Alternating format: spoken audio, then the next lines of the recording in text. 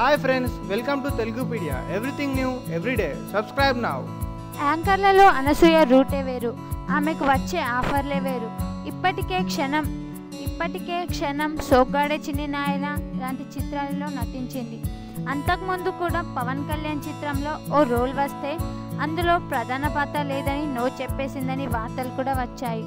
తాజాగా ఆమెకు రామ్ చరణ్ చిత్రంలో బంపర్ ఆఫర్లు వచ్చినట్టు టాలీవుడ్ ఇండస్ట్రీలో గుసగుసలు వినిపిస్తున్నాయి.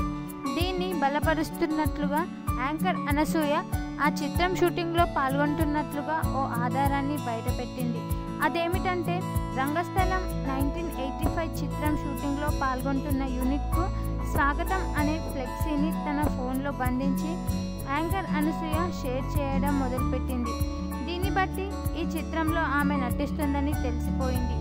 అయితే ఆమె ఇందులో ఎలాంటి పాత్రను పోషిస్తుంది అనేది మాత్రం సస్పెన్స్.